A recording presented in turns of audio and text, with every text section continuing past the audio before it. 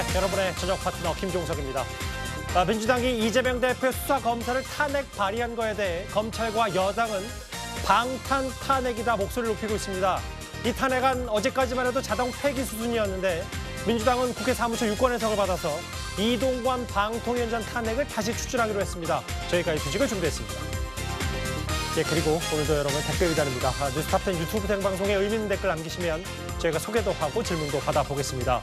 멀리 가지 마십시오. 잠시 뒤에 바로 돌아옵니다.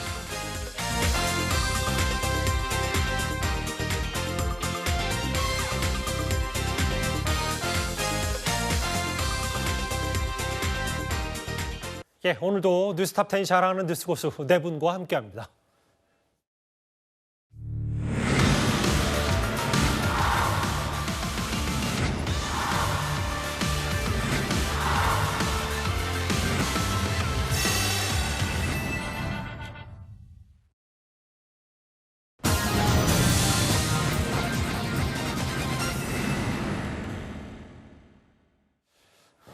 이준석, 금태섭 함께 멘토의 예언 저희가 준비한 2부부터 만나보겠습니다. 이 사람 정말 바쁩니다. 국민의힘 이준석 전 대표가 오늘 김종인 전 비대위원장 주선으로 금태섭 전 의원과 비공개로 점심을 함께 했습니다. 당연히 그냥 만나질 않았을 테고요. 연대 가능성까지 나왔습니다.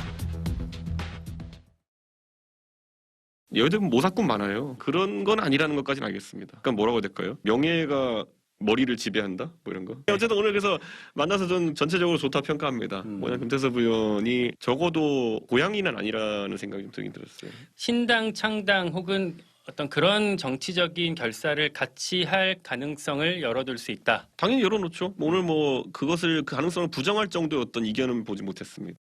조언을 좀 해주셨어요. 그 사람이 제안하는 바가 똑같잖아요. 내가 보기에는 별 이견이 없는 것 같아요. 오늘 만남은 위원장님이 좀 만들어주신 거. 아니 나는 내가 두 사람을 다 잘 아는데 두 사람이 서로 만나보고 싶다고 그래서 내가 그냥 자리만 만들어 준 거예요. 오늘 만남에서 이준석 전 대표랑 금태섭 전 의원이 좀 뜻을 함께 한다는 게 좀 느껴지셨어요? 함께 할 수밖에 없다고 난 생각을 해요. 그 사람들이 다 합리적인 사람들이기 때문에. 그 위원장님이 신당 만드는데 뭐 굳이 개입은 안 하시겠다고 했는데요. 아니, 나는 신당 만들었는데 개입 안 해요. 이준석 대표가 비명계까지 다 같이 접촉을 하고 있다고 하는데 뻔하게 비명계고 같이 해야지 뭐가 되거나 그런 건 절대로 안 해요.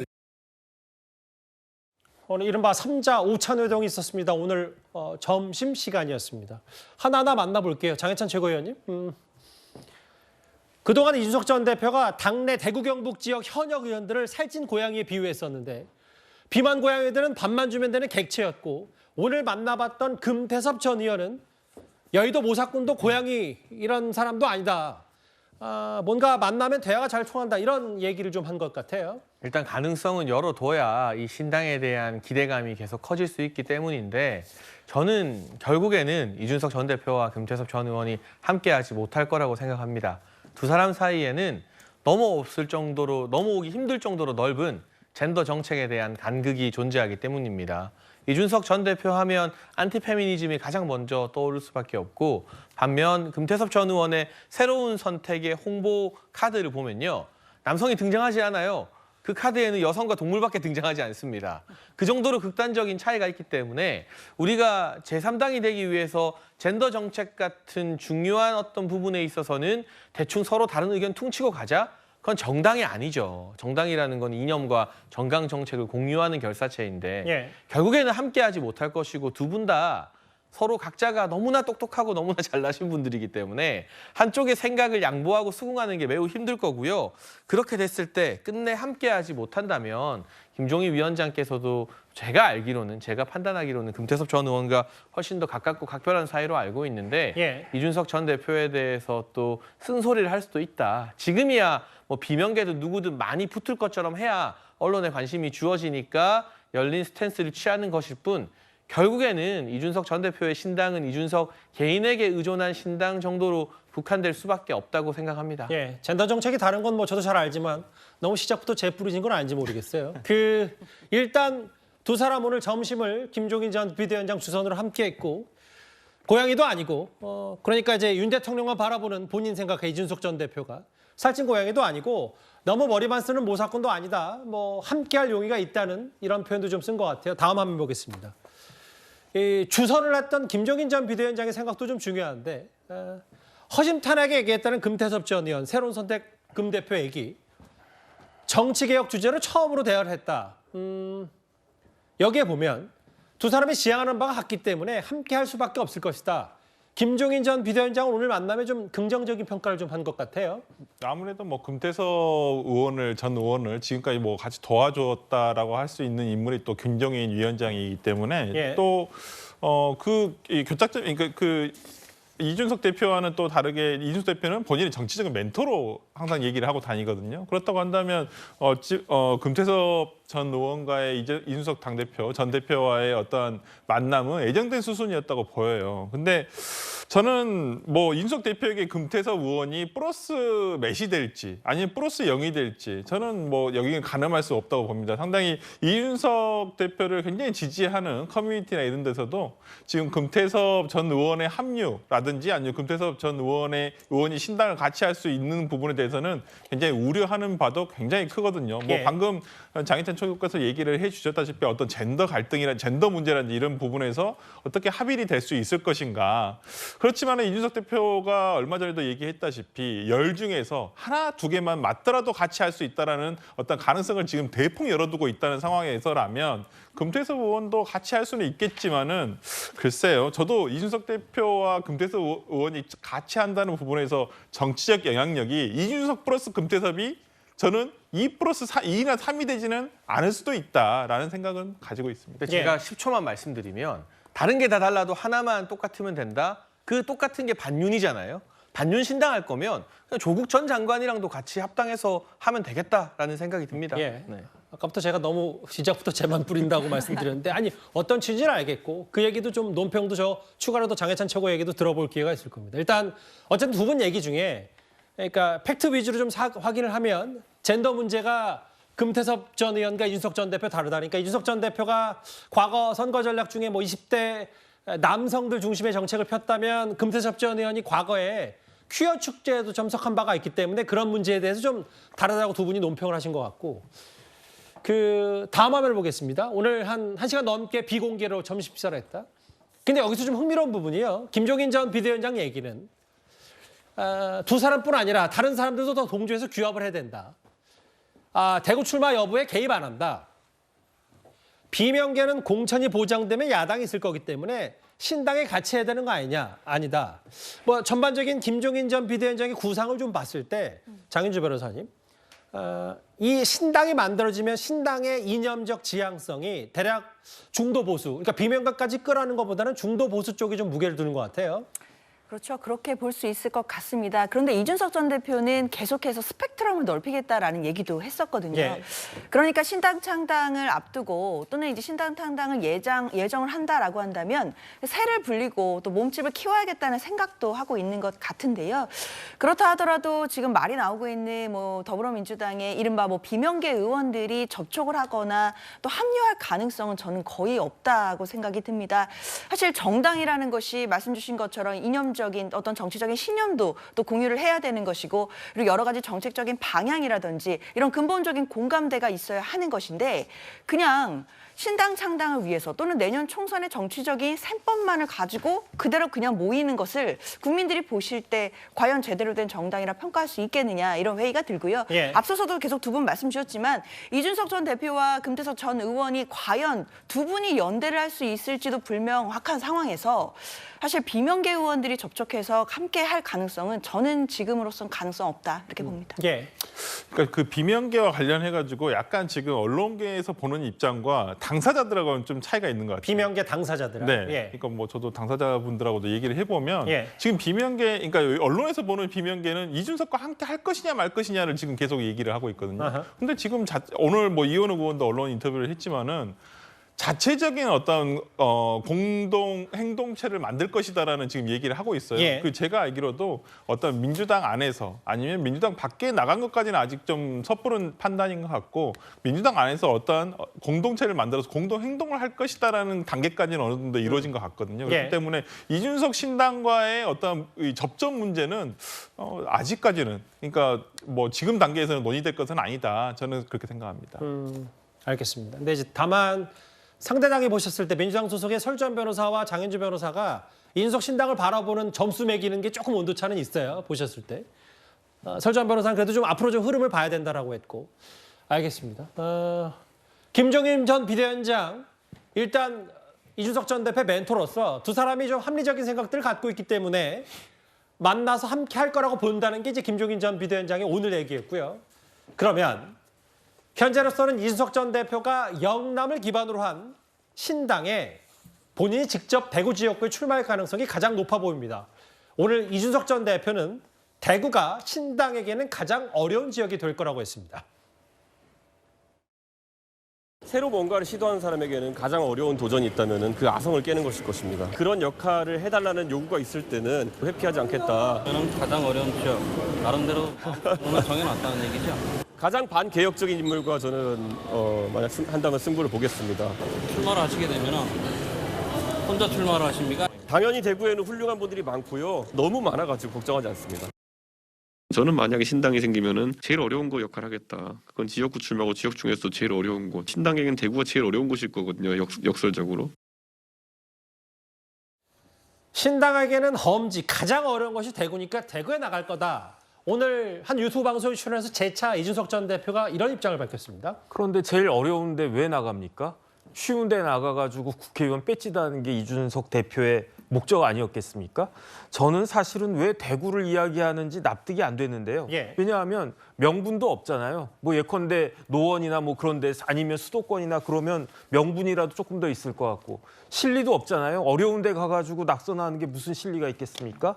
그런데 제가 곰곰이 생각을 해보니까 12월 27일이라고 한 날짜를 듣고 혹시 하는 생각이 들었던 것이 이준석 씨가 혹시 박근혜 전 대통령의 지원을 기대했던 것이 아닌가. 왜냐하면 박근혜 전 대통령이 아직까지도 윤석열 대통령에 대해서 사감이 남아있다고 가정을 하면 아니 나도 지금 대통령한테 핍박을 받고 있으니까 그러니까 혹시 박근혜 전 대통령이 나를 지원해 주면 다른 데도 아니고 대구에서는 어느 정도 승산이 있는 것이 아닐까라고 기대한 것이 아닌가 제 개인적인 생각입니다만 그런데 이미 그런 기대는 무망한 것이다라고 한 것이 최근에 박근혜 전 대통령과 윤석열 대통령의 여러 차례 회동을 통해서 드러나고 있지 않습니까?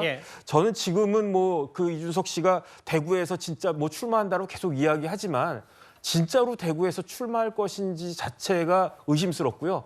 이제 내년 돼가지고 진짜로 나온지 안 나온지 한번 지켜봐야 되겠다 그런 생각을 가지고 있습니다. 잠시만요. 근데 왜 의심하시는 거예요? 일단 대구 나간다고 어느 정도 공언을 한 상태인데. 가능성이 없잖아요. 제가 봤을 때 더군다나 낙선, 당선과 낙선도 중요하지만 득표율도 중요한 거 아니겠습니까? 예컨대 유시민 씨 같은 경우에는 옛날에 대구에서 출마해서 한 30% 얻은 적이 있고요.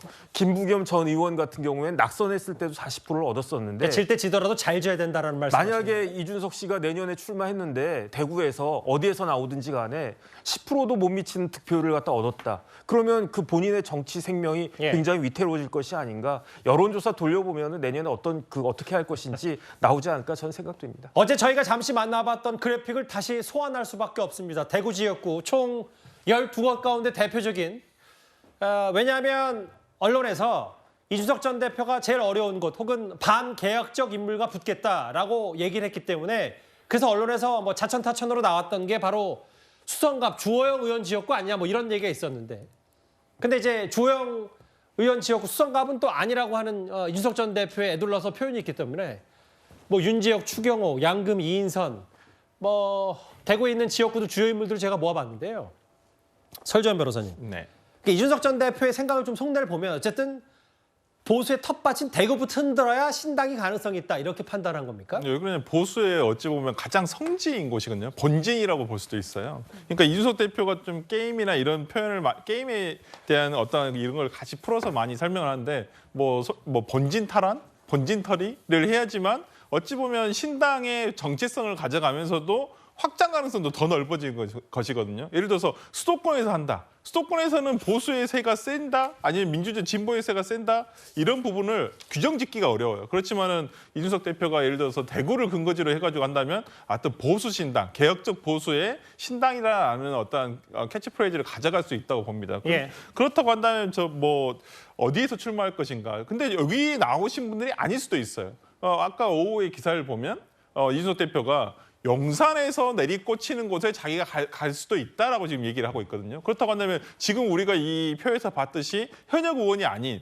어찌 보면 우리가 소위 말하는 용산에서 낙하산 꽂히듯이 내려오는 곳에 자기가 일부러 뛰어들어서 승부를 볼 수도 있다라고 생각이 들어요. 하지만 저는 개인적으로 아직까지는 대구 출마를 그러니까 확정짓지는 않았을 거라고 생각합니다. 예. 저는 지금 뭐 이준석 대표가 신당 창당한다라는 것도 아직 저는 뭐 50 몇 프로밖에 믿지는 않아요. 그러니까 아직 가능성은 잔류의 가능성도 충분히 남아 있는 상황이기 때문에 지금 여론 몰이를 저는 하는 거라고 봅니다. 일단. 그러니까 이제 만약에 지금 어쨌든 그 이준석 전 대표가 대통령과 상당히 거리를 두고 있고 이제 비판수를 높이고 있기 때문에 만약에 대통령실에 관련 인물들이 여기 대구, 특히 대구 경북 혹은 대구의 공천을 받아서 전략 공천을 받아 나오면 거기에 상대를 보고 붙을 수 있다. 가능성을 보고 이게 말씀하시는 거죠.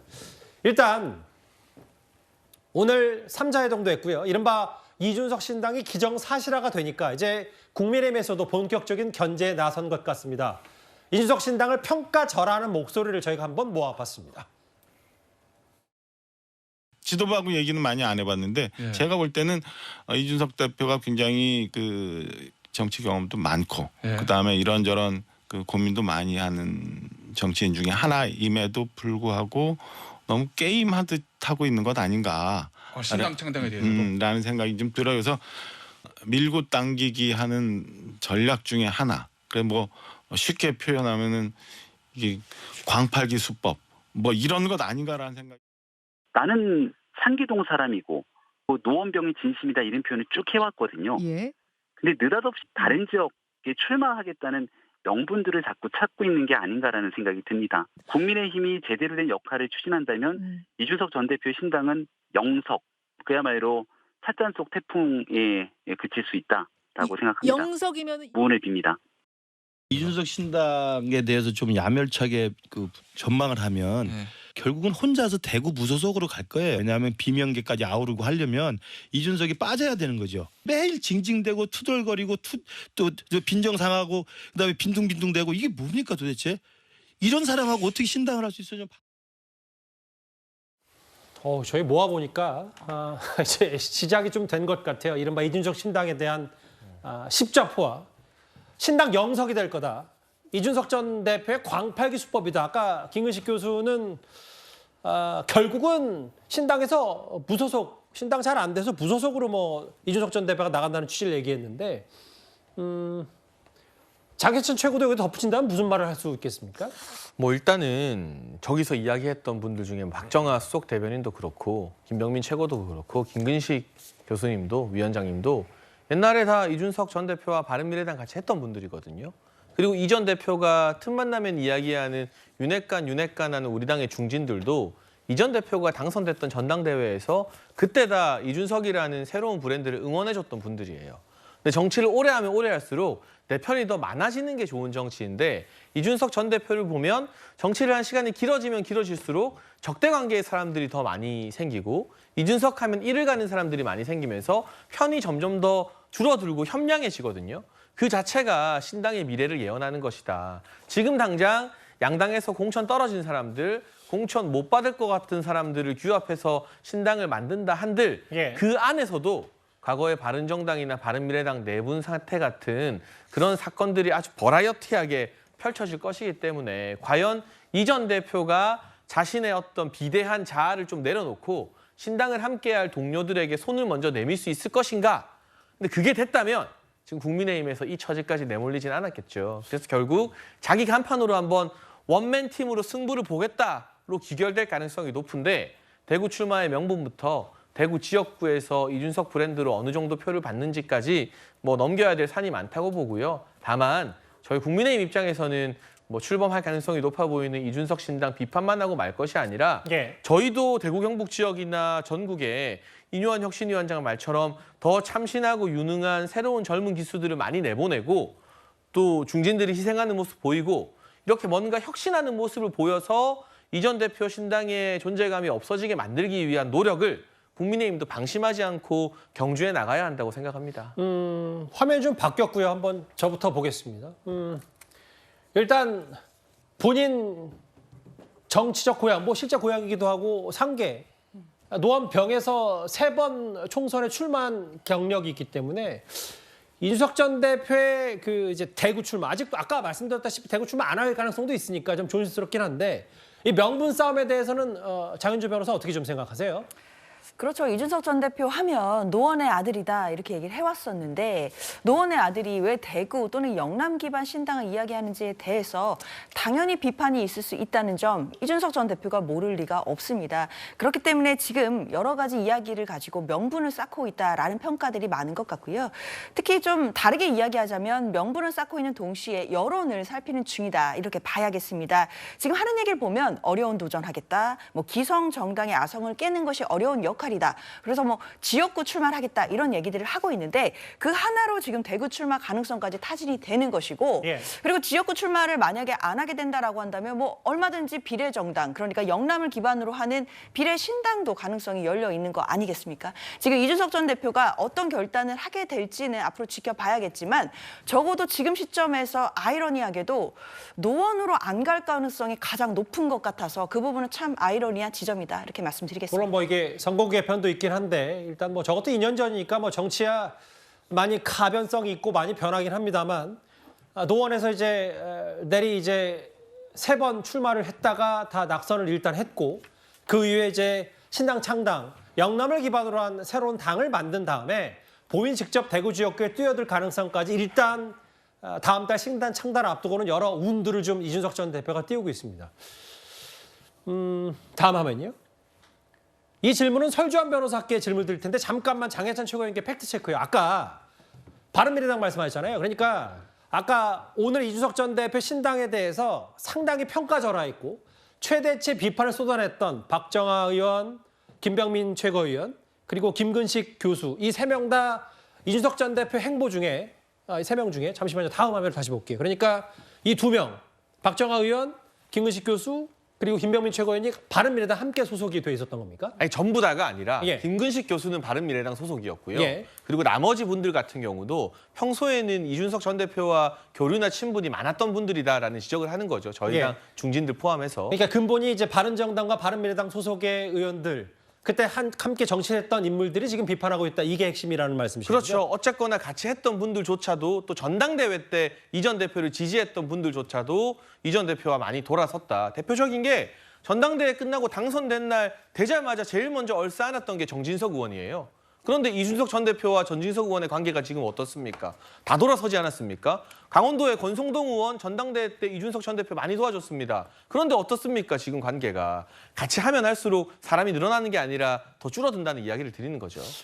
여기서 좀 핵심은 뭐 미래통합당, 국민의힘 당명은 바뀌었지만 뭐 총선 패배 이후 이제 이름이 바뀌었다는 뭐 이런 정도는 저희가 감안해서 고려해서 좀 봐야 될 거고요. 그 설전 변호사님. 뭐 저희가 만약에 신당까지 만든다면 이제 뭐 대략 대여섯 번째, 네다섯 번째 정도의 당이 될 텐데 오늘 이준석 전 대표 한 유튜브 방송에 나와서 본인 신당 경험이 있고 창당 경험이 있는데 꽤 어려운 지난한 과정을 거치지 않나 했더니 신당 창당 과정에 대해서 어느 정도 노하우가 있고 실제로 그때와 지금은 다르다라는 게 이준석 전 대표의 얘기더라고요.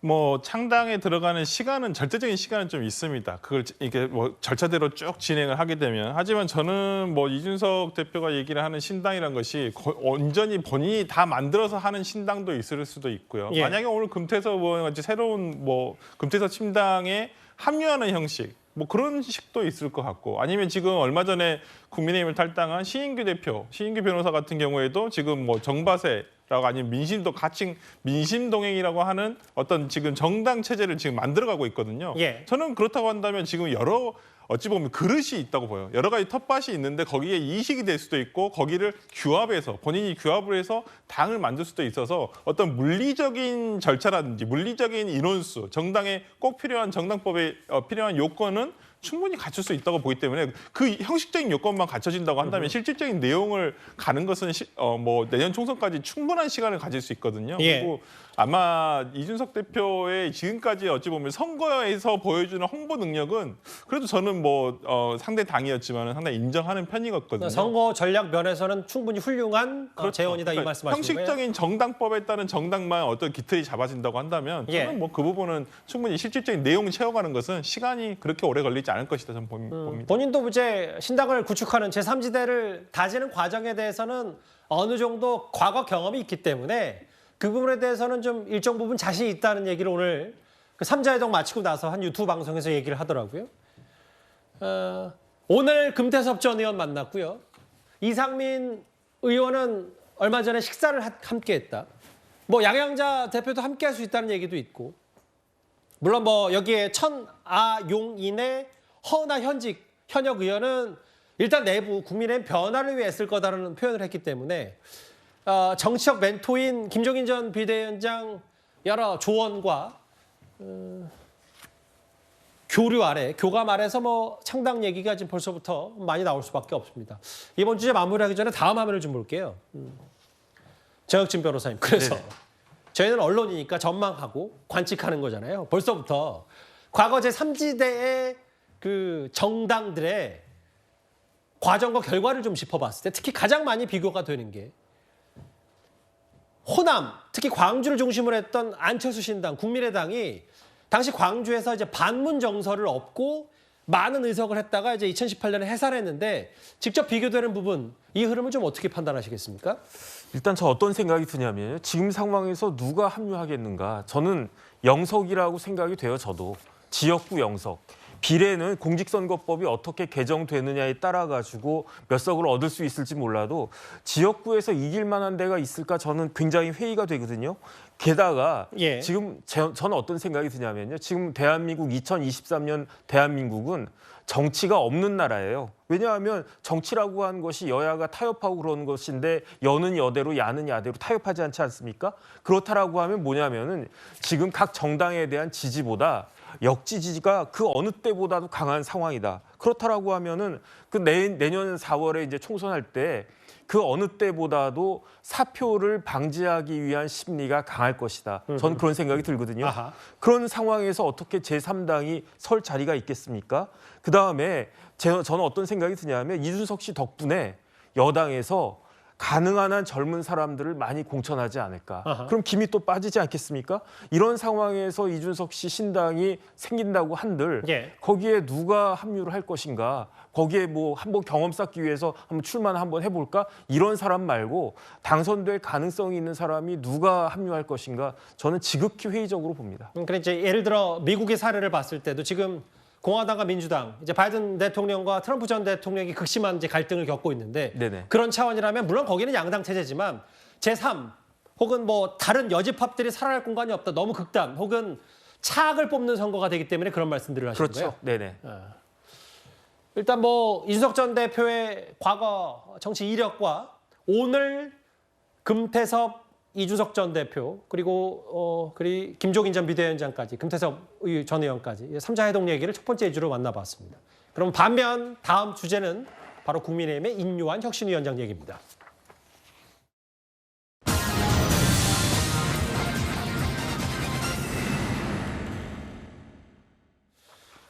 예, 인요한표 통합과 희생은 진행 중이다. 저희가 준비한 3위입니다. 이번 주에 인요한 위원장이 홍준표 대구시장을 만났고요. 그날 당일 서울에서 김대중 전 대통령 관련 행사까지 직접 참석을 했었습니다. 그런데 오늘은 다시 광주를 찾았습니다. 바로 통합 행보인 것 같습니다.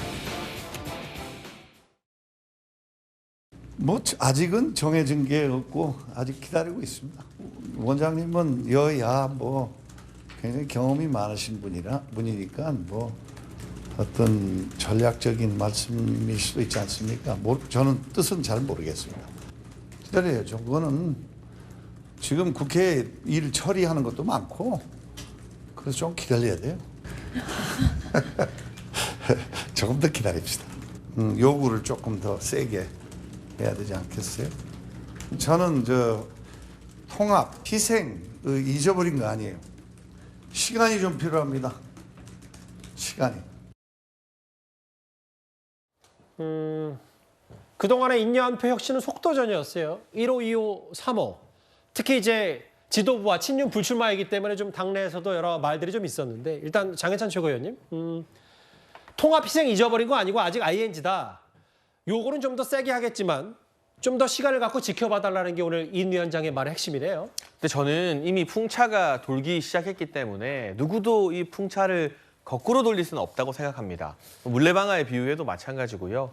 인요한 혁신위에서 띄운 안건들이 지금 당장 전부 수용되느냐 마느냐의 문제가 아니라 국민의힘은 변해야 된다, 혁신해야 한다라는 거대한 화두로 남았기 때문에 저희 지도부도 그렇고 추후에 출범하게 될 공관위도 그렇고 이 혁신안들을 무시하거나 그냥 대충 넘어가는 건 불가능할 것입니다. 왜냐? 이 혁신안이 제가 느끼기에는 대다수 국민의 눈높이와 맞기 때문이죠. 결국 아직은 시기가 아닐 뿐 본격적인 총선 국면이 다가오는 연말 즈음부터는 일부 중진들이나 거물급 정치인들의 희생, 헌신 어린 결단도 나올 수밖에 없을 것이고 자발적 결단이 나오지 않는다면 공관위에서 과감하게 칼을 휘두르는 그러한 일도 우리가 상상해 볼 수 있고요. 3호 혁신안으로 청년 미래를 말씀하셨는데 정말 훌륭한 전문성을 갖추고 검증된 청년 인재들도 당이 많이 발굴해서 전면에 배치하면 자연스럽게 이제 청년 관련된 키워드를 독점하려는 이 전 대표의 신당과는 또 맞설 수 있는 상대가 되는 것이기 때문에 무엇이 되었건 인요한 혁신위원장이 과감하게 누구 눈치 보지 않고 말씀하시는 것들이 결국에는 이 돌아가는 물레방아처럼 아무도 말리지 못하고 관철될 수밖에 없는 흐름으로 가고 있다고 보고 최근 저희 국민의힘의 지지율이 여론조사에서 조금 반등하는 것 등도 인요한 위원장이 막 이렇게 혁신안을 퍼뜨리고 다니고 국민의힘 내부에서도 반발은 있습니다만 이런 역동적인 움직임이 보이기 때문에 국민들께서 다시 한번 관심을 주신 결과라고 생각합니다. 그래서 4호가 되었든 5호가 되었든 인 위원장이 지도부 눈치도 보지 마시고 중진들 눈치도 보지 마시고 용산 눈치도 보지 말고요. 더 과감한 이야기 많이 해주시면 좋겠습니다. 국민의 여론조사 말씀을 하셨는데 여론조사 민감하니까 저희가 국민의힘 여론조사가 소폭 상승했다고 장해찬 최고가 말씀하셨으니까 저희가 그걸 게시판에 바로 올리겠습니다. 여론조사 결과를 저희 방송 끝나고. 설주한 변호사님. 근데 이제 이준석 전 대표와 인요한 위원장이 만났든 안 만났든 그 뭐 만나는 과정에서 이른바 뭐 미스터 린튼 하는 영어 논란이 있었던 이거랑 차치하고라도 이준석 전 대표 얘기는 결국은 진단이 잘못됐으니까 처방도 잘못돼 있고 대통령이 바뀌지 않으면 이거 아무런 하고 실제로 더 인요한 위원장이 들쑤셔서 친윤 핵심 청산이 안 된다는 표현을 하는데 좀 어떻게 상대당으로서 생각하세요? 그러니까 냉정하게 한번 우리가 살펴볼 필요는 있을 것 같아요. 이쯤 됐으니까 이제 인요한 위원장이 했던 거에 대해서 우리가 검토를 한번 해볼 필요가 있는데 1호 혁신안 통합인데 홍준표 대표적인 게 홍준표 전 대구시장에 대한 것과 이준석 전 대표에 대한 어떤 집행 그러니까 징계에 대한 취소인데 당사자들이 계속 반박을 하고 있어요. 거기에 대해서 일단 실패라고 봅니다. 2호 혁신안 장해찬 최고께서는 좀 기다려봐야 된다라고 얘기를 하지만 상당한 불만들이 지금 터져나오고 있거든요. 물론 그 불만을 진정에 가서 하는 작업들이 혁신안이 될 수는 있겠지만은 아직까지는 저는 아주 미지수라고 보고요. 그다음에 3호 혁신안 청년 미래 글쎄요. 그 과거에 국민의힘 지난 총선에서도 퓨처 이렇게 해가지고 청년들 전진 배치하겠다 했는데 다 험지로 내몰아가지고 총알바지만 시켰거든요. 다 지금 낙선하고 그런 사실이 있어요. 그 재현되지 않으려는 것은 없을 것 같고요. 저는 그래서 지금까지 인요한 위원장이 여러 군데 돌아다니시면서 뉴스거리를 만들어낸 건 사실입니다만은 어떤 이것들이 그러니까 인요한 위원장이 계속 혁신안을 내놓은 것들이 그냥 당으로 되돌아가면 그냥 유야무야 돼가는 상황인 것 같아요. 지금 최고위에서 이것을 어떻게 하겠다는 내용도 없고 그래서 모르겠습니다. 더 시간이 필요한지는 모르겠습니다만은 그러니까 이준석 대표의 의견도 저는 일리가 있다고 봐요. 그러니까 인요한 위원장이 자기 정치 어찌 보면 자기의 몸값을 높이는 과정에 불과하지 과연 진정으로 국민의힘이 혁신안을 하고 혁신이 되고 있는 것인가? 오히려 진짜 그 강서구청 보궐선거 이후에 정말로 혁신을 해야 될 대통령에 대해서는 자기의 권한이 아니다 하면서 쓴소리를 못하겠다고 하는 것이고 그리고 오히려 쓴 약은 국민의힘이 먹어야 된다. 이런 식으로 얘기하시는 걸 보면 저는 진단도 정말 잘못돼 있고 어떤 처방도 잘못돼 가는 것은 아닌가. 오히려 그냥 본인의 몸값만 높여가는 행보였다. 저는 그렇게 평가합니다. 저기 화면에 보면은 이제 오늘 정확히 얘기하면 제가 아까 광주를 인유한 위원장이 갔다고 한 거였는데요. 광주를 찾은 게 아니라 여의도 국민의힘 당사에서 이 호남 출신인 정운천 의원과 그리고 보시는 강기정 시장과 인유한 위원장이 함께 마주하고 덕담을 나누는 모습까지 화면으로 만나봤습니다. 이번 주에 대구시장도 만나고 광주시장도 만나고 여러 광복 행보를 벌이고 있는데 아까 설 변호사 말씀은 결국은 중요한 건 성과 결과물인데 좀 더 신중하게 지켜봐야 된다는 얘기까지 저희가 좀 3위까지 만나봤습니다. 그러면 오늘 국민의힘 내부 분위기는 여기서 정리하고요. 다음 주제 저희 뉴스탑10이 뽑은 1위가 나올 겁니다.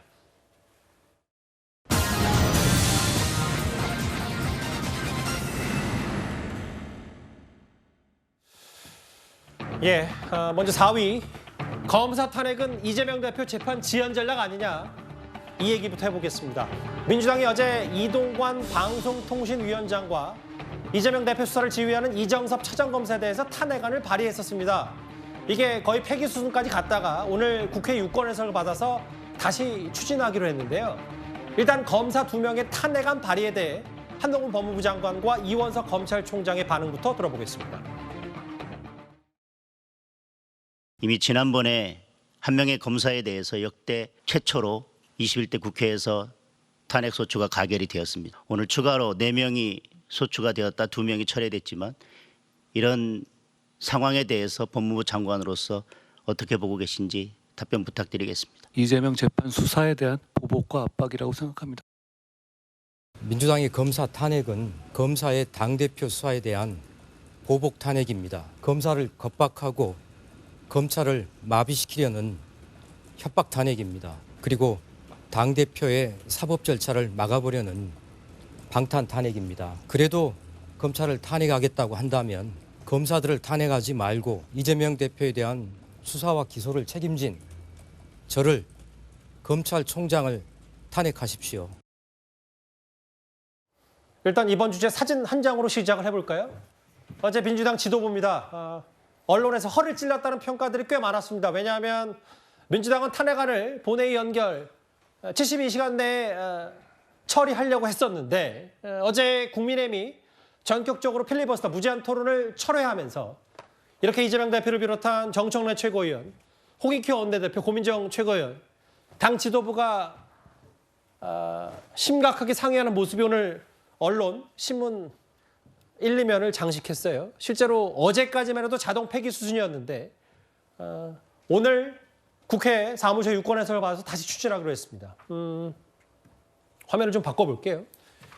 일단 어제 여러 논란거리는 결국은 이동관 방통위원장도 방통위원장이지만 이재명 대표 수사를 지휘하는 해당 검사를 어떻게 탄핵할 수 있느냐, 이게 검찰과 여당의 비판이었는데 나를 탄핵하라 이원석 총장, 혹은 이거는 이재명 대표 수사 보복과 압박이다. 일단 정익진 변호사께서는 어떻게 좀 판단하시겠어요? 일단 탄핵 관련해 헌법 65조에 어떻게 규정하고 있냐면 고위 공무원이 직무 집행을 하다가 헌법과 법률을 위배하면 탄핵할 수 있다, 이렇게 되어 있는데 이 탄핵이라고 하는 것이 헌법에만 규정이 되어 있는 게 아닙니다.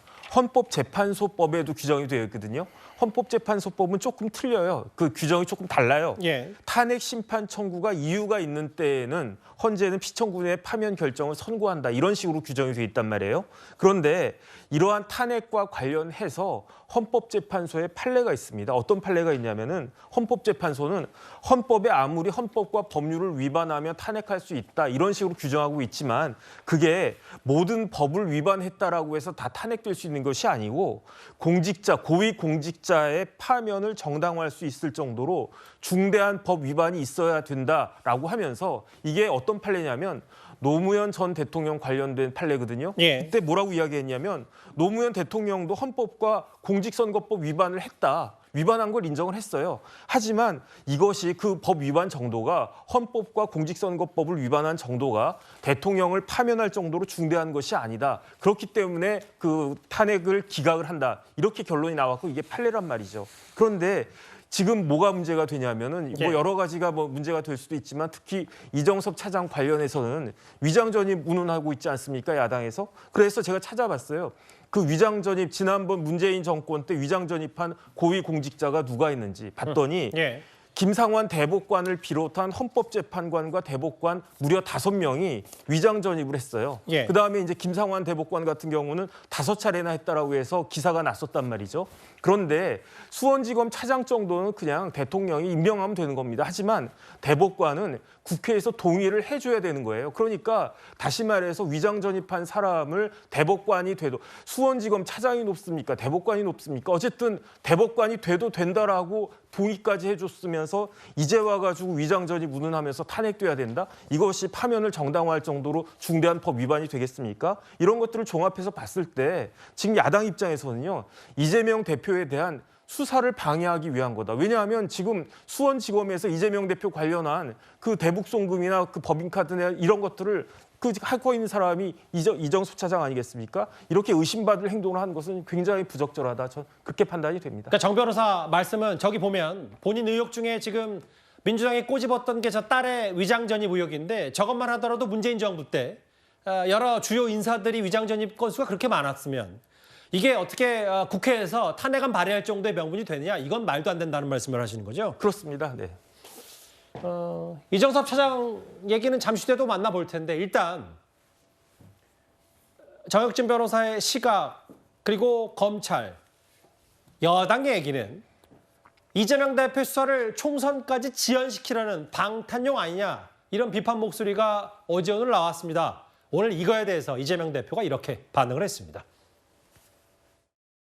탄핵 중독이라는 치유 불가능한 불치병에 걸린 것 아닌가 하는 걱정도 됩니다. 습관적으로 탄핵을 시도하는 것은 그 자체가 헌법과 법률을 무시하고 파괴하는 위헌적 행위입니다. 내년 총선을 앞두고 방송행정을 관장하는 정부 부처의 손발을 묶어 국정을 마비시키고 민주당 쪽으로 기울어진 운동장을 조성하려는 속셈입니다. 국회의하면 탄핵 척추 국민들은 분노한다. 정권 유발 탄핵 중동 민주당을 규탄한다. 우리 김기현 대표님한테 기후에너지부에 대해서 왜 아무 말이 없는지 한번 물어봐 주십시오. 여당 필리버스터 철회를 예상 못한 것 아니냐, 수싸움에서 밀렸다 이런 지적도 있는데 일회용품 규제에 대한 철폐나 이런 포퓰리즘 정책 가지고 정쟁을 할 게 아니라 우리 국민들의 삶에 좀 더 관심 가져주기를 바랍니다. 인천시장 강경하게 일단 기자들이 본인 방탄에 대해서 물어봤더니 이재명 대표가 다른 소리를 했어요. 일단 오늘 일부 보도에 따르면 법조계에서 뭐 이런 얘기가 나왔어요. 뭐 한 변호사 얘기긴 합니다만 이거 검사 탄핵한 게 이재명 대표 수사 손발 묶어놔서 일단 또 한 번 재판 지연 전략 아니냐. 검사 직무집행, 자동정지 어떻게 좀 저희가 해석하면 될까요? 이정섭 2차장 검사에 대한 이야기 같습니다. 아시다시피 이제 탄핵을 발의하려고 했던 그 검사 2명 중에 한 사람이 이제 이정섭 2차장 검사 같은 경우에는 예. 수원지검에 있으면서 지금 이재명 대표의 쌍방울 관련된 수사를 하고 있습니다. 그런데 저런 얘기, 그러니까 탄핵을 발의하게 되면 검사의 직무집행이 정지되니까 예. 그래서 이재명 대표를 보호하려고 하는 것이 아니냐라는 해석은 저는 너무 나간 확대 해석이라고 생각이 듭니다. 예. 이정섭 2차장 검사가 이재명 대표에 대한 수사를 하고 있는 건 맞지만 혼자 수사를 하나요? 그렇지 않고요. 지금 검사들, 특히 수많은 검사들이 이재명 대표에 대해서 수사에 매달리고 있습니다. 사실상 이정섭 제2차장 검사에 대해서는 민주당이 이미 여러 가지 혐의로 대검에 고발을 했고요. 대검에 고발했던 사유는 검찰 내부에서 감찰을 통해서 알아서 자정 능력을 발휘해 주길 바랬던 것입니다. 그러나 아무런 조치도 이루어지지 않았고 다른 조직이라면 직무가 배제될 수도 있는 그런 상황일 텐데 전혀 그런 것이 없이 지금 직무를 집행하고 있기 때문에 그런 부분에서 탄핵을 국회에서는 이야기를 했던 것이고 그리고 공수처에도 고발을 할 것으로 지금 알려져 있습니다. 예.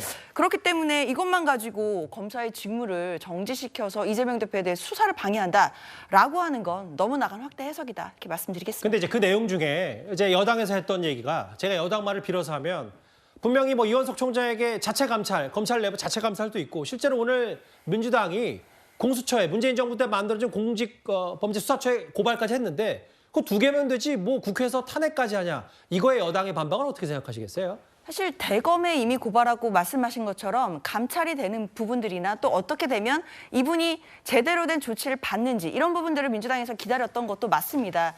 그러나 실제적인 조치가 뭐가 있었는지 야당에서 당연히 회의적일 수밖에 없고요. 그렇기 때문에 국회에서 할 수 있는 권한들을 행사를 하고 있다라고 보면 될 것 같습니다. 그렇기 때문에 또 공수처에도 마찬가지로 고발도 이루어진 것이고 이 부분에 대해서는 민주당은 계속해서 검사들도 잘못을 했을 경우에는 처벌받을 수 있고 분명히 불이익 받을 수 있다라는 것, 그 견제를 국회에서 할 수 있다는 것을 앞으로도 계속 보여줄 예정입니다. 보면 일단은 민주당이 이유로 된 게 지난번에 김의겸 의원이 국감 때 제기했던 뭐 딸의 위장 전입 의혹, 혹은 스키장 이용 청탁 의혹, 범죄 기록 무단조회 의혹, 뭐 이런 부분인데 일단 물론 뭐 아까 장현주 변호사 말처럼 이정섭 검사, 차장검사 혼자 이재명 대표 수사를 하는 건 아닙니다만 지금 수원지검이 맡고 있는 게 대북송금 의혹, 이재명 대표 쪼개기 후원 의혹, 혹은 법인카드 유용 의혹을 총괄해서 지휘하고 있기 때문에 장혜선 최고위원님이요. 근데 지금 공식적으로 확인되어서 인정된 잘못은 위장 전입 하나잖아요. 위장 전입한 사람들 탄핵시킬 거면 국회에 있는 사람들 엄청 많이 탄핵될걸요? 민주당은 참 내로남불인 게 본인들 공천 룰에서 기소돼도 감점 주지 않고 1심, 2심 유죄 나와도 감점 안 주고 3심 확정 판결 때까지는 전부 다 무죄 추정 원칙 중시한다면서 왜 검사나 다른 공무원들한테만 이렇게 선택적으로 엄격한 잣대를 적용하는 것입니까? 위장 전입이 문제라서 탄핵으로 직무 정지가 될 정도라면 기소로 줄줄이 재판받는 이재명 대표는 한 100번 탄핵됐어야 되는 거 아닌가요? 지금 검사들도 잘못하면 처벌받아야 된다라는 말 자체는 맞지만 누구보다 엄격한 기준을 적용받아야 될 국회의원들, 민주당 정치인들은 그 기준대로 적용받고 있나요? 그렇지 않다는 게 문제이고 콕 집어서 대선에 관련이 있는 그리고 이재명 대표 수사와 관련이 있는 검사 2명만 본보기로 시험대 세우는 것은 그야말로 이 수사 보복으로 군기를 잡겠다는 어떤 정치적 폭력 행위에 지나지 않는다는 말씀을 분명하게 드려야 하는 것이고 충분히 뭐 법무부 감찰부에 제보를 하든 공수처에 고발하든 여러 가지 방법들이 있습니다. 근데 탄핵은 통과되는 순간 직무가 정지되어 버려요. 정말 위급한 사유가 아니면 해서는 안 되는 것인데 저희가 정권 잡은 적도 있고 민주당이 정권 잡은 적도 있고 보수 진보 번갈아 가면서 다수당 다 해봤잖아요. 그런데 왜 이제까지는 검사에 대한 탄핵이 없었습니까? 적어도 그 정도 선은 지켜왔던 것인데 유독 이재명의 민주당에서만 역대 보수 진보 막론하고 모든 정장들이 한 번도 해본 적 없는 사상 초유의 말도 안 되는 일을 많이 한다. 이 이재명의 민주당에 대해서 역사가 어떻게 평가할지 그 부분이 두렵지 않냐는 말씀을 드리고 싶습니다. 알려지기로는 이동관 방송통신위원장 함께 특히 이 검사 탄핵안, 탄핵소추안에 대해서 힘을 모은 사람들, 민주당의 강경파 의원들로 알려져 있습니다. 문제 많고 말 많고 탈 많았던 검사들 역시 이 정부는 어떻게든 챙겨준다. 현직에 있는 검사들에게 그런 메시지를 강력하게 보내는 겁니다. 그 싹을 잘라버려야죠. 그래서 제가 검사 탄핵을 지금 추진하는 것이고 검사 탄핵을 꼭 반드시 해내도록 하겠습니다. 이정섭은 김학의 재판 때 무죄를 받을 수 있는 빌미를 제공했을 뿐만 아니라 자신의 권한을 남용하여 민감한 개인정보를 무단으로 열람하고 처가에 제공하였을 뿐만 아니라 더하여 코로나 시기임에도 대기업 부회장의 조력을 받아 황제 스키를 즐기는 등 법을 무시하며 살고 있습니다. 일단은 김용민 의원이나 민영배 의원 등이 이번에 이 탄핵안 추진에 좀 많이 힘을 모으고 주도했다는 얘기들이 좀 이것저것에 들려오는데 특히 김용민 의원이 대표 발의했고 대통령 탄핵이나 한동훈 장관 탄핵도 계속해서 주장했던 게 바로 김 의원입니다. 근데 강성지지층 얘기가 나왔으니까요. 설전 변호사님. 오늘 오전부터 일부 보도를 보니까 어제 저게 폐기 수준까지 되고 국회에서 뭔가 여야 합의 없이는 이뤄질 수 없다는 게 김진표 국회의장, 민주당 출신의 김진표 국회의장의 기본적인 원칙이다 보니 글쎄요, 개딸들, 이른바 이재명 대표 강성 지지층들이 김진표 국회의장 휴대전화까지 저렇게 공유하면서 압박하자 이런 상황까지 벌어졌더라고요. 글쎄요, 김진표 의장만 뭐 제가 편을 들어드린 게 아니라 이제까지 역대 국회의장들은 모두 다 이 본회의를 열 때 어떤 그 본회의장에서 본회의를 열 때는 여야의 합의를 기본 원칙으로 했었습니다. 그렇다면 김진표 의장만 유독 김진표 의장이 예를 들어서 탄핵안을 처리하기 싫어서 그랬다고 보지는 않고요. 그냥 원칙대로 했다라고 보는데 그걸 뭐 충분히 뭐 지금 김용민 의원께서는 항의는 할 수 있죠. 자신들이 이렇게 민주당 특히나 자신이 주도해서 이 탄핵안을 발의를 했는데 무산된 거에 대해서 절차적으로 뭐 본회의를 열어달라라고 항의할 수는 있습니다만은 굳이 저렇게 휴대번호까지 공유를 해서 폭력적인 방법으로 문자를 보내서 문자 폭탄을 한다는 것이 과연 도움이 될까요? 그러니까 그러면 예를 들어서 탄핵안을 이런 식으로 뭐 민주당만 해가지고 이거 참석을 해서 탄핵안을 통과하기 위해서 본회의를 연다. 그러면 앞으로 국민의힘이 예를 들어서 다수당이 됐을 때 민주당이 예를 들어서 영원히 다수당 할 겁니까? 그렇지 않은 반대의 경우도 생각을 해보셔야 될 거 아니에요. 그렇다고 한다면 그때 가서 국민의힘 출신의 어떤 국회의장이 국민의힘에서 어떠한 뭘 하기 위해서 이거 진짜 단독으로 열어달라라고 했었을 때 민주당이 뭐라고 얘기할 겁니까? 다음에 왜 지금만 생각하고 다음을 생각하지 않는다는 거예요. 국회에는 원칙이 있지 않습니까? 저는 그런 원칙을 김진표 의장이 그냥 국회의장으로서 지키는 거예요. 민주당 출신 국회의장이 아닌 그냥 국회의장으로서 본연의 일을 하고 있는 거죠. 네, 그렇기 때문에 저는 이 부분에 대해서 그러니까 김용민 의원이 항의는 할 수 있다고 봅니다. 예, 발의를 했던 의원으로서. 그렇지만은 이걸 뭐 공개를 해가지고 김진표 의장의 문자폭탄을 보내는 것이 과연 도움이 될까? 오늘 민주당 이재명 대표도 얘기했잖아요. 그 폭력적인 어떤 개딸들의 시위 사진 올리면서 이런 것이 과연 민주당에 도움이 될까? 좀 생각을 해보셔라. 저는 그 같은 기준으로 얘기 드리고 싶습니다. 정영진 변호사님, 네. 여기 보면 강경파 의원들, 뭐 밑에는 주변에 뭐 개딸들이 있다고 하더라도 강경파 의원들 중심으로 이번 탄핵안이 발의가 됐다. 근데 이제 여당에서 보는 시각은 뭐 주요 정책들 물론 뭐 찬반 있고 논란거리 있을 수 있어요. 뭐 메가시티라든지 혹은 공매도 이런 정책 이슈들을 국민의힘이 총선을 앞두고 선점하고 주도하고 치고 나가니까 민주당이 이런 탄핵안 발의로 좀 전국 분위기를 바꿔보겠다는 심산 상당히 정략적이다라고 국민의힘에서는 비판하고 있거든요. 어떻게 개인적으로 판단하십니까? 입법 독재죠. 입법 독재고요. 이건 권한 남용이에요. 아니 지금 민주당에서 뭐라고 이야기하냐면 헌법에 이런 그 국회의원들의 권한이 있으니까 해도 되는 거 아니냐 이렇게 이야기하면 내가 돈 많다고 마약 사가지고 투약하는 것도 괜찮은 겁니까? 이 권한이라고 하는 건 쓸 때 써야지 이렇게 아무 때나 쓰는 건 말이 안 되고요.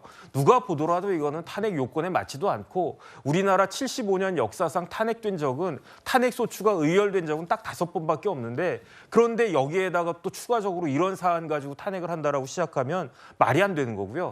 실익도 없다라고 저는 생각이 되는 게 탄핵이라고 하는 거는 준형사 절차와 같아서 탄핵을 했을 때 헌법재판소에서 검사 역할을 하는 사람이 있어요. 그게 누구냐면 법사위원장이거든요. 지금 법사위원장 누굽니까? 여당의 김도우 위원장이잖아요. 그런데 이와 같은 검사 출신 김도우 위원장이 지금과 같은 상황에서 이게 탄핵이 되어야 된다라고 확신하면서 일을 할 수가 있겠습니까? 그러니까 실익도 없는 것인데 이것은 결국은 수사를 방해하고 검찰들에게 그 국회로서의 국회의 그 권한이 이 정도가 있다. 이런 것들을 보여주기 위한 하나의 쇼에 불과한 것이다. 저는 그렇게 생각이 됩니다. 달력을 한번 보겠습니다. 이 달력 위에 만약에 이제 11월 9일과 10일 있었다면 11월 9일에 원래 어제죠. 민주당이 탄핵안을 발의하고 국민의힘이 쭉 이제 필리버스터를 하면 그 안에 본회의에서 처리하겠다는 게 민주당의 생각이었어요. 근데 이제 국민의힘 필리버스터를 처리하면서 이게 폐기 수준이 됐는데 일단 오늘 민주당은 국회 유권 해석을 받아서 11월 말, 12월 초에 탄핵 소추안을 다시 한번 올려놓고 본회의에서 처리하겠다 이런 얘기를 하고 있습니다. 오늘 이거에 대해서 한동훈 장관이 비판적인 목소리를 냈습니다. 그 목소리 한번 들어보겠습니다. 탄핵 안건은 상정되는 순간 법적 효력이 발생합니다. 그래서 일방적인 철회도 불가능합니다. 그런데요, 더불어민주당이 어제 탄핵 소추안을 상정하자마자 꼼수를 들고 나왔습니다. 방통위원장이 지금과 미래에 할 직무를 정지시키기 위해서 탄핵을 한다는 것이고 그 부분에 대해서는 다 그런 목적이라고 생각하고 있지 않습니까? 불법 탄핵입니다.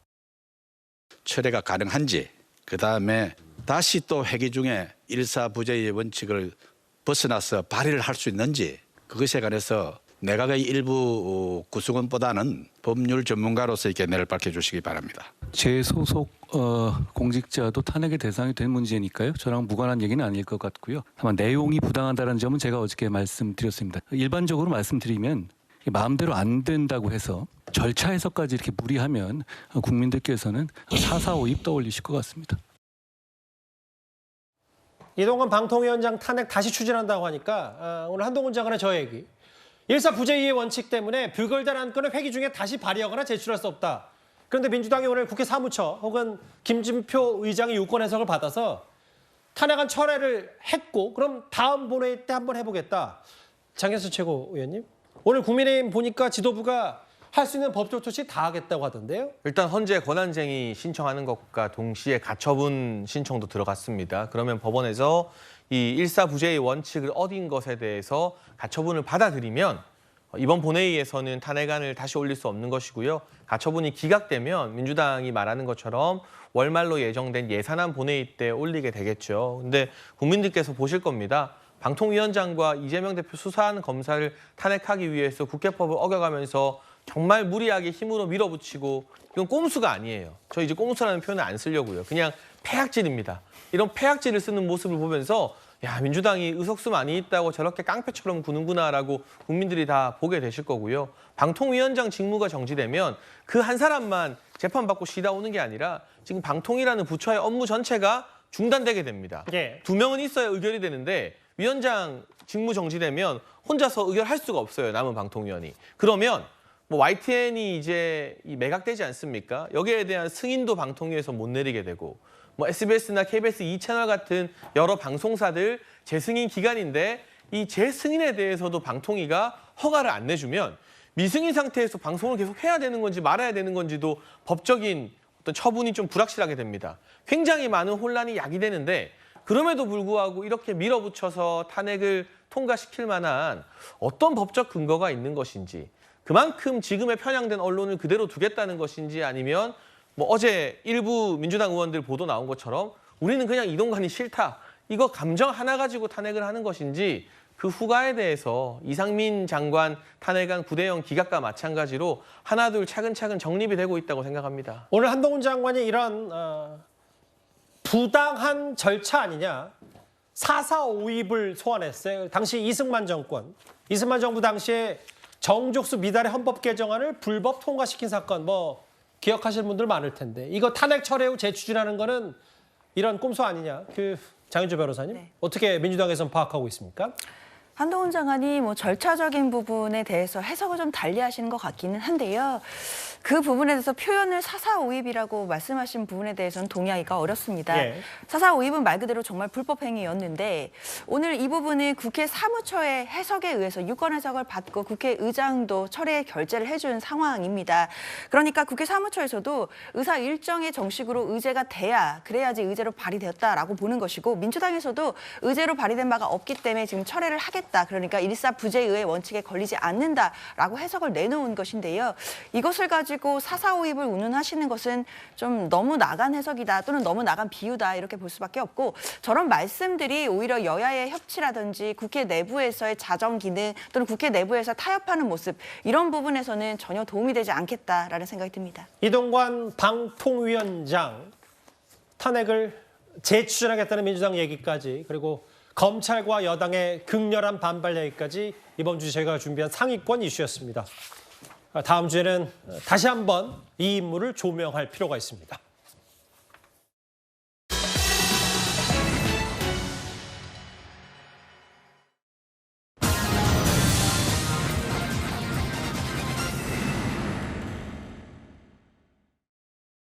저희 가족 전체가 이제 도륙이 났다라고 생각합니다. 비법률적 방식으로 저의 명예를 회복하는 길을 찾아야 되지 않나라는 것을 생각하고 있습니다.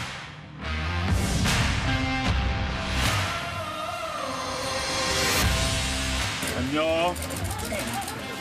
아저씨 글씨가 막 날라가서 못 읽을 것 같아. 건강해라.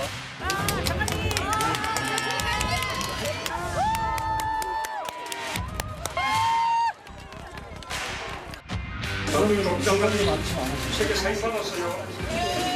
네, 고맙습니다. 반갑기도 하고요.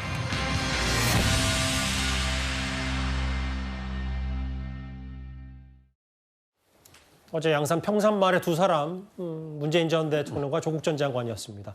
최근 명예회복을 언급하면서 내년 총선 출마를 시사한 조국 전 장관인데요. 민주당 내부에서도 어떻게 총선 출마를 명예회복 수준으로 생각하냐 이런 비판이 나오니까 오늘 자신의 SNS를 통해서 글 하나 올렸습니다. 총선이 개인 명예회복의 자리는 아니다. 윤석열 정권에 빼앗긴 대한민국의 명예를 회복해야 된다. 주권자 시민으로서 할 일을 할 것이다. 핵심 내용은 이건데요. 구장차장님. 네. 제가 이렇게 독해력이 떨어지는 편이 아닌 것 같은데 제가 무슨 말인지 잘 모르겠거든요. 네. 앵커들 수능하는 거 보니까 김종석 앵커 문제 다 맞추고 독해력 뛰어나시던데요. 그런데 지금 조국 전 장관은 예. 본인이 생각하는 대한민국이 좀 따로 있습니다. 그러니까 DK 눈물이라는 책의 부제가 뭐냐면 예. 대한민국이 아니라 국민이 주인인 국가가 아니라 대한검국이다.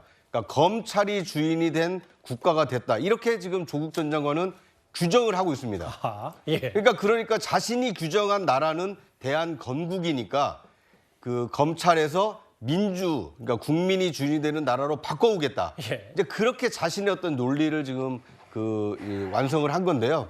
근데 저는 조국 전 장관의 저 말씀이 굉장히 안타깝습니다. 도대체 윤석열 정권에게 나라를 뺏겼다라는 주장이 얼토당토 않지 않습니까?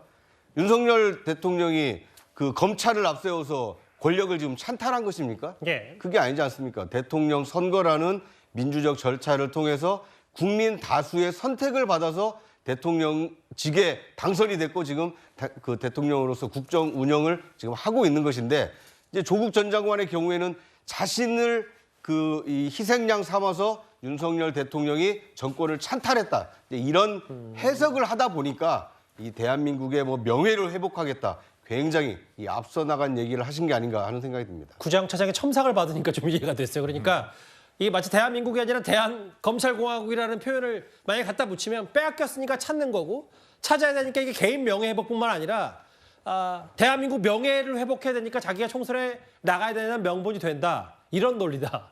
감사합니다.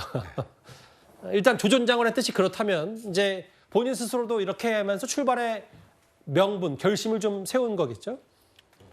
그런데 이제 법적인 부분을 볼게요. 정혁진 변호사님. 네네.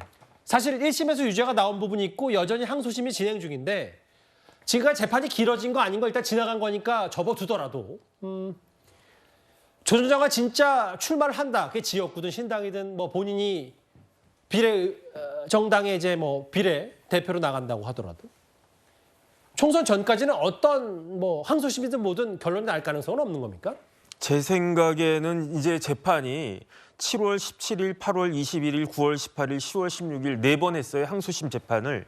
그다음에 11월 20일에 하고 12월 18일 날 하도록 되어 있습니다. 그런데 6번 하면은 항소심 재판 결과는 그때쯤이면 거의 나오지 않을까 생각이 들고요.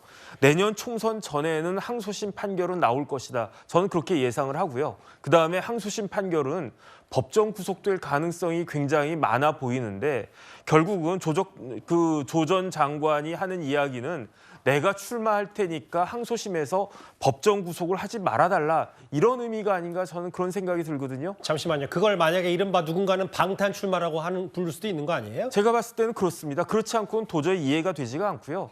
어제도 이야기가 나왔지만 저는 조국 교수가 법학자라는 생각이 들지가 않아요. 그냥 조국 교수는 본인이 스스로 말한 것처럼 작가예요. 조작가. 그러니까 이제 책방도 이제 찾아갔겠죠. 그러니까 더 이상 이런 식으로 혹세무매는 하지 말고 그냥 법에서 정한 절차대로 판결을 받는 것이 그게 마땅하겠다는 생각이 듭니다. 그러면서 사실은 제가 부연 설명을 하자면 어제 재킷, 넥타이, 셔츠, 심지어 이제 운동화까지 신발까지도 온통 파란색. 사실 오늘 본인이 SNS에 글을 쓰면서 본질은 민주당이다. 라는 표현도 쓰면서 본인이 앞으로 어떤 출마를 하더라도 그 뿌리는 민주당이라는 얘기를 좀 애둘러서도 했거든요. 다음 화면을 볼게요. 어제 문재인 전 대통령과도 포옹도 했고 오늘도 부산에서 본인 책 관련 북콘서트를 열고요. 다음 달 또 광주에서도 열고 사실은 이제 광주 호남 신당 얘기도 나오고 뭐 이준석 전 대표 영남이 기반이라면 뭐 조 전 장관 잘 모르겠습니다만 광주 신당 얘기도 나오니까 오늘 또 북콘서트에서 어떤 말을 할지 좀 봐야 되는데 솔전 변호사님. 네. 지난번에 저희 뉴스타트 출연하셔서 실제로 조 전 장관 주변 사람들 모아서 지금 신당 움직임이 있다는 얘기를 저희한테 몰래 얘기한 적이 있는데 최강욱 의원도 호남, 그러니까 전주 출신이잖아요. 네. 그래서 최강욱 의원과도 뭔가 이렇게 새를 모을 거다라는 얘기가 벌써부터 나오거든요. 좀 저희가 어떻게 판단할까요? 그러니까 최강욱 의원 같은 경우는 피선거권이 아마 없지 않을까 싶은데요. 그래서 뭐 그렇지만은 워낙 가까운 사이고 인간적으로도 저는 뭐 조국 전 장관이 아마 정치적인 행보를 한다고 한다면 상당한 힘을 실어줄 확률이 높다라고 생각을 하고 실제 전주에서 조국 장관의 장관 비서를 했던 그 분이 지금 아마 출마도 준비하고 계시고 정치적인 활동을 굉장히 폭넓게 하고 있기 때문에 저는 뭐 충분히 가능성이 있다라고 생각을 하고 우리가 아까 지도에서 봤습니다마는 이게 부산을 가고 광주를 가고 그다음에 뭐 또 다른 서울이라든지 이런 것들을 북콘서트 형태로 다닌다는 것이 이게 곧 뭐겠습니까? 기본적으로 내가 아까도 말씀드렸지만은 정당법에 따라서는 시도 5개 시도의원에 1000명의 당원을 모집을 해야 돼요. 예. 그렇다고 한다면 본인이 어디를 가서 예를 들어 부산에 가서 내 책 사인회로 왔는데 대략 숫자가 얼마 정도 되더라. 그다음에 광주에 갔는데 북콘서트를 했는데 오신 분들이 보니까 몇백 명, 한 1000명 되더라. 그렇다고 한다면 대략 어떤 정당법에 따른 최소의 정당 당원들을 모집할 수 있는 어느 정도 그러니까 이게 대중을 어떤 눈가름을 할 수가 있거든요. 가능은 보는 거예요. 그래서 숫자를 대충 보고 이제는 이 정도의 물리적인 정당의 요건을 충분히 갖출 수 있다라고 생각이 들면 실무적인 작업은 정말 쉽거든요. 그 다음부터는. 저는 그렇기 때문에 지금 조국 장관이 다니시는 것은 어찌 보면 본인의 신당 창당을 위한 사전 저는 뭐 행보라고 보고요. 충분히 정치적인 의미가 듬뿍 담긴 저는 작업이라고 봅니다. 민주당 내에서도 명예회복을 위해 출마 가능성을 내비치니까 비판 목소리가 많이 나왔고 오늘 추가로 출사표 성격의 글을 하나 올렸는데 다소 좀 뉘앙스가 바뀌었고요. 조 전 장관 얘기까지 어제 오늘 이어서 한번 더 만나봤습니다. 저희가 준비한 5위였습니다.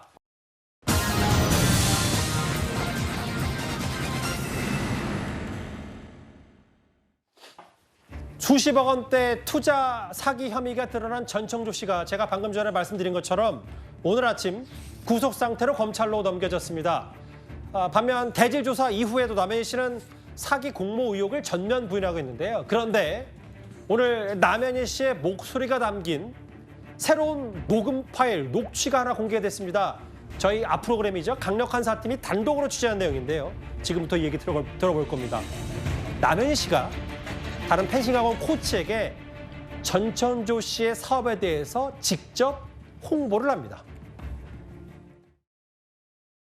대표님이 돈이 좀 되게 굉장히 많아. SK랑 삼성보다 훨씬 많아. 미국 IT 회사 계열 회장님이셔가지고 대표님이 직접 원래는 약간 귀찮기도 하고 일이라서 안 나서시거든. 근데 나랑 엄청 친해. 돈 엄청 많아 진짜로. 되게 특별한 아이들 대상이야. 돈이 많은. 프라이빗하게 수업이 진행돼야 되기 때문에 보안 유지해달라는 의미로 1,500이라는 돈을 주는 거야. 예를 들어 삼성의 자재를 너가 가르쳐. 내가 갑자기 오줌을 쌌어. 그런 거를 말하면 안 되잖아.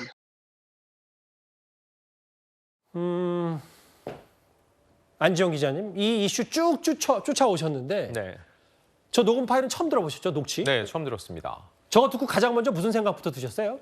일단 남현희 씨가 지금 전청조가 하려고 했던 펜싱 아카데미 사업에 굉장히 깊게 개입이 돼 있다는 느낌을 받고요. 다만 전제해 둘 건 저 시기에 남현희 씨가 전청조가 정말로 사기를 치려는 의지가 있다는 걸 알았는지 몰랐는지 이게 중요한데 현재까지 남현희 씨는 이걸 부인하고 있죠. 근데 이 상황을 놓고 보면은요. 전형적인 수법이라는 느낌이 듭니다. 첫 번째로 우리가 지금 함께 하려는 사람은 돈이 많다라고 해서 상대방에게 이제 유혹을 하죠. 그리고 두 번째, 그리고 너한테 큰 돈을 주겠다. 원래는 월 500만 원 정도 받았었는데 1,500만 원을 주겠다. 근데 이 1,500만 원 전청조가 그 경원들한테 월급을 줬다는 금액과 똑같지 않습니까? 결과적으로 저 얘기 자체가 전청조의 얘기를 남현희 씨가 반복하는 게 아닌가라는 합리적 의심이 들고요. 세 번째는 이겁니다. 비밀 유지와 보안을 강조했다는 겁니다. 근데 이게 전형적인 사기 수법이거든요. 내가 너한테 굉장히 좋은 조건을 주는데 다만 이건 다른 곳에 말하지 마. 너만 알고 있어야 돼. 그렇게 사람들이 믿고 투자를 하거나 뭔가를 함께 했다가 이렇게 말려드는 경우가 몇 번 있는데 다시 한번 말씀드리면 이 시기에 이게 지난 2월입니다. 그때만 해도 전청조와 남현희 씨가 만난 지가 얼마 안 됐기 때문에 실질적으로 전청조가 재벌 3세를 사칭하는지 사기를 치려는 의도가 있는지 남현희 씨가 확실히 알고 있는지는 확인할 수 없습니다. 그건 다만, 감안해야죠. 그렇죠. 그럼에도 불구하고 남현희 씨가 주변에 있는 패싱 코치들에게 적극적으로 자기 사업에 넘어올 것을 함께할 것을 권한다는 것은 알 수 있습니다. 남현희 씨, 뭐 당시에는 이제 뭐 전부 속았다라고 얘기를 하고 있으니까 전청조 대표가 돈이 굉장히 많고 우리나라 굴지의 대기업보다 훨씬 많다라면서 이제 경원 비슷한 이제 1,500만 원 뭐 비슷한 얘기 취지 이제 금액 얘기까지 해서 그러면 단독 취재 내용 녹음 파일 하나 더 있습니다. 남현희 씨의 목소리를 좀 더 들어보겠습니다. 금액대가 3,400도 아니고 1,500을 받을 수 있는, 벌 수 있고 그것도 일시금으로 벌 수 있잖아. 배우는 게 굉장히 많은 애들이기 때문에 펜싱에 목을 맬 수가 없는 거지. 그리고 펜싱장 장소는 하남 쪽이 될 거야. 그래서 거기 지금 건물 올리고 있어. 건물이 거의 다 올라갔고. 저에게 의미는 어떻게 받아들이셨어요? 결과적으로 볼 때 계속적으로 전청조가 굉장히 믿을 만한 사람인 거를 얘기를 하고 있죠. 그리고 그런 사람이기 때문에 당신에게 굉장히 큰 돈을 벌게 해줄 수 있다. 근데 지금 나오는 이 화면을 보시면은요. 전청조가 코치들에게 너도 어느 정도 투자를 해야 열심히 하지 않겠냐라고 설득을 했다. 이게 투자를 권하는 거죠. 이게 사기 수법이 될 수 있는데 물론 현재 들으신 녹취에서 직접적으로 남현희 씨가 그 코치들한테 너희도 투자를 해야 된다는 얘기는 하고 있지 않습니다. 다만 1,500만 원을 곧바로 주는 게 아니라 7월까지는 어느 정도만 돈을 받고 그 돈이 이제 투자 형태로 들어갈 수 있다는 뉘앙스는 풍겼다고 볼 수 있거든요. 그렇기 때문에 이 코치들이 과연 남현희 씨와의 통화에서 어떤 뉘앙스로 받아들였는지 이 코치들에 대한 수사까지 확대가 되면은요. 남현희 씨가 과연 어떤 의중을 갖고 그들에게 얘기를 했는지 좀 더 분명하게 알 수 있을 것으로 예상이 됩니다. 글쎄요, 뭐 맞습니다. 아직 저 때는 이제 남현희 씨가 그 전청조라는 사람의 실체를 몰랐을 때니까 SK 삼성보다 돈이 많고 뭐 우리가 어디 건물을 좀 짓고 있으니까 그런 투자를 좀 해달라 코치들과 이런 얘기를 할 수는 있는데 문제는 그 인지 여부와 얼마나 그 전청조 사업에 본인이 알았느냐 몰랐느냐 여부를 이제 경찰도 여러 공모 여부를 들어볼 테고요. 잠시만요. 이거 가기 전에 4억 얘기를 좀 해봐야 될 것 같아요. 장현주 변호사님. 근데 조금 눈에 띄는 부분이 이 부분이 있어요. 그러니까 총 4억 4천만 원이 전청조가 아니라 남현희 씨 계좌로 입금됐다. 이 부분을 저희가 좀 어떻게 해석하면 될까요? 사실 이제 이런 부분 때문에 또 피해자 중에 한 학부모들은 또 남현희 씨를 공범 혐의로 고발을 했다라고 볼 수도 있을 것 같은데요. 물론 이제 남현희 씨가 정말 공범인지 아닌지 여부는 앞으로 수사 과정을 또 거쳐서 파악해봐야 되는 또 과정들이 있습니다. 그러나 이제 의심되는 지점은 계좌로 남현희 씨가 돈을 받았다는 지점인 것이고 그 돈의 출처 그리고 그 돈을 왜 받았는지 그리고 피해자들로부터 송금받은 돈이 결국에는 남현희 씨에게 뭐 자동차라든지 여러 가지 명품을 사주는 데 쓰인 것이 정말 사실인지 이런 부분들이 확인돼야 될 부분들입니다. 그리고 그 과정에서 이 남현희 씨가 이 사기 행위를 인지를 했는지 이 부분이 가장 중요할 텐데요. 만약에 인지를 하고 있음에도 이렇게 돈이 흘러가는 것을 막지 않았다라고 한다면 또 공범으로 또 의심될 수 있는 상황이기 때문에 앞으로는 이 남현희 씨가 단순히 이 계좌에서 자기에게 돈이 들어왔다 이것을 넘어서서 사기 행위를 인지했는지 여부 이 부분을 수사기관에서 집중적으로 파악을 해봐야 될 것 같습니다. 그러니까 두 개의 차명 계좌 보시는 두 개의 차명 계좌에서 남현희 씨에게 흘러간 수억 원의 흐름 다음 화면까지 봤을 때 이게 대략 4억 넘는 거 아니냐. 이 부분 때문에 이제 남현희 씨도 공모 여부, 공범 여부에 대해서 계속 그 사기 혐의, 사기 피해자들에게 의심을 받고 있는 부분인데 일단 남현희 씨 측에서 여기에 대해서 답변이 없는 상황이기 때문에 남 씨 측이 어떤 발언을 하면 저희가 그 반론도 충분히 뉴스탑에서 반영하도록 하겠습니다. 일단 대지 실문을 마쳤고요. 두 사람은. 오늘 전청조는 구속 상태에서 검찰로 넘겨졌습니다. 화면을 보겠습니다. 남현희 씨와 공모한 게 맞습니까? 아니면 혼자 범행 계획 세우신 거예요? 피해자분들께 죄송합니다. 펜싱협회 후원은 남현희 씨가 제안한 겁니까?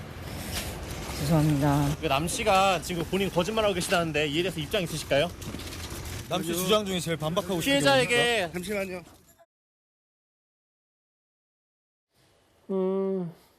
사기 피해액이 무려 이제 28억 원이 됐고 피해자는 23명인데 전청조 씨가 그동안은 입을 굳게 다물다가 오늘은 눈을 질끔 담은 채 피해자분들께 죄송하다고 했어요. 안정호 기자 좀 어떻게 보셨어요?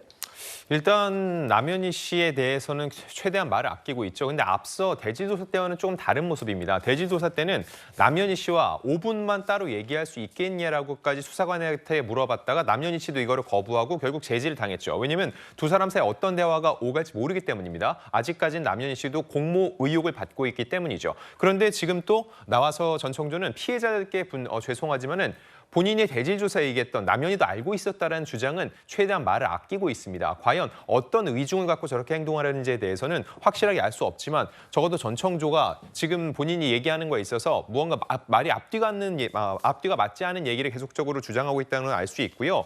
중요한 건 아직 대질조사가 남아 있습니다. 원래 오늘 한 번 더 이루어질 계획이었었는데 남현희 씨가 몸 상태가 좋지 않아서 미뤄졌다고 하는데 향후 양측 간에 다시금 대질조사가 이루어지면은요. 일단 제출된 휴대폰이나 이 태블릿 PC의 내용 등을 토대로 해서 보다 면밀하게 두 사람 간의 말이 어느 게 맞고 틀린지를 검토해 볼 수 있을 것으로 예상이 됩니다. 안 기자, 짧게요. 요거 그 펜싱학원 간판에서 남현희 씨의 이름이 사라졌다는데 이거 좀 어느 정도까지 받아들이면 되죠? 일단 펜싱학원이 그대로 이름 남현희 씨 석자만 빠졌다는 건 펜싱학원이 운영이 되는 건데 남현희 씨가 아예 운영자를 바꾼 것인지 이름은 바꾸신지 알려지지 않았고요. 적어도 이번 논란에서 굉장히 부정적인 여론이 형성되고 있다는 것은 인지를 하고 있다는 뜻으로 해석이 됩니다. 알겠습니다. 전청조 남현희 씨에게 끝나지 않는 의혹 얘기까지 길지 않게 만나봤습니다. 지금까지 들어온 여러분들의 댓글을 보겠습니다. 첫 번째 목소리죠. 광이 있어야 팔지.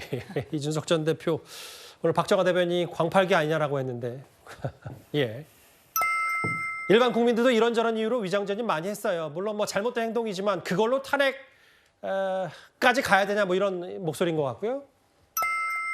국회가 없으면 살기 좋은 나라가 될 것 같다라고 하셨습니다. 예. 조국도 방탄복이 필요하다고 봅니다. 조 전 장관 말씀하신 것 같고요. 마지막 보겠습니다. 당신의 욕망에 대한 책임을 지세요. 남현희 씨에 대한 쓴소리 얘기까지 댓글 5개 모두 만나봤습니다. 저희가 준비한 마지막 주제입니다.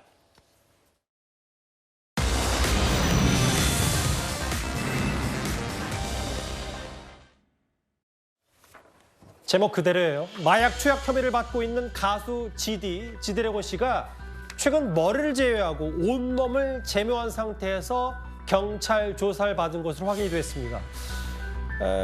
아직 마약 투약을 했는지 안 했는지 여부는 잘 몰라요. 근데 장현주 변호사님, 경찰은 이거를 증거인멸로 의심된다고 보고 있고 반면 GD는 원래 해오던 행동이다. 이렇게 지금 서로 입장이 다릅니다. 그렇죠. 지난 6일에 이제 그 지드래곤이 출석을 했었고 그때 이제 간이 검사에서는 음성이 나왔습니다. 그리고 이제 모발 등을 정밀 검사를 의뢰했다라고 거기까지 알려졌었는데요. 오늘 이제 여러 차례 매체를 통해 나온 부분은 머리를 빼고는 이제 온몸이 제모가 되어 있었기 때문에 증거 인멸 시도가 있었던 것은 아니냐라는 의혹들이 지금 나오고 있는 것인데요. 예. 직전에 또 보도에 의하면 이제 지드래곤 측 입장이 나왔습니다. 온몸을 제모한 것은 아니고 지금이라도 다리털을 제공하겠다 이런 입장을 또 내고 있거든요. 그러면 또 다리털을 제공을 해서 그 부분을 또 정밀 검사를 의뢰를 하게 된다라고 한다면 또 어느 정도 나올 수 있는 부분이 있고 또 이미 경찰에서는 손톱을 확보를 했다라고 하니까요. 앞으로 나올 정밀 검사 결과를 보고 다시 이야기를 해보면 될 것 같습니다. 일단 좀 신중하게 접근을 해봤고 실제로 GD 측, 지드래곤 측은 다리털 제공할 용의가 있다 이런 얘기까지 덧붙였습니다. 저희가 준비한 마지막 주제였습니다. 금요일 뉴스탑10 준비한 소식은 여기까지입니다. 뉴스탑10 주말에도 계속됩니다. 곧바로 이어지는 뉴스데이도 많은 시청 바랍니다. 여러분 고맙습니다.